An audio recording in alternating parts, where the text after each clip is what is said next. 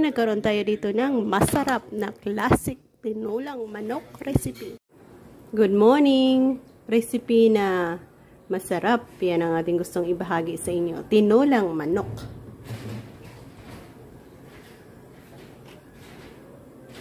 Na may aswiti. Konting cooking oil. Konti lang. Next, maglagay tayo ng konting aswiti. Konti lang. Isa color, ayan o. Magbibigay color yan sa ating niluluto. Konti.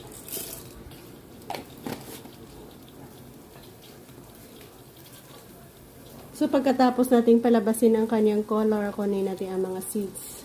Iwanan natin ang natural color. Ganyang kulay niya. Sa manok natin, hugas kulo muna ito. Hugas kulo. Tapos, igisa natin yan. Tapos natin mahugasan. Mga buto-buto lang yan. Onion, garlic, kamatis.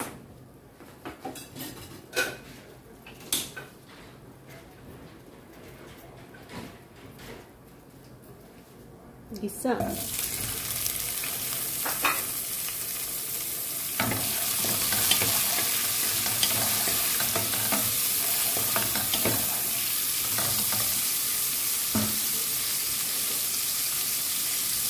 Add natin ang nahugasang manok.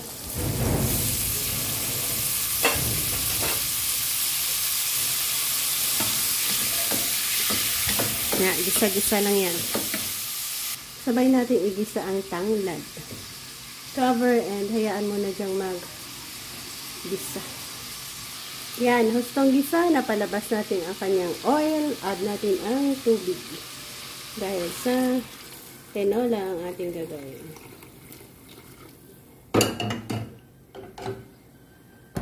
Mag-add tayo ng paminta.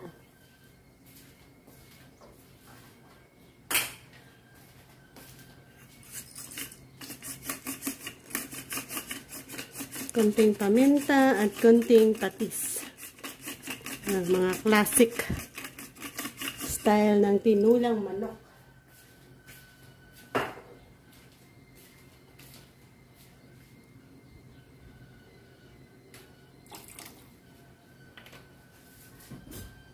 Mamaya na natin timplahan. Cover and hayaan kumulo dyan.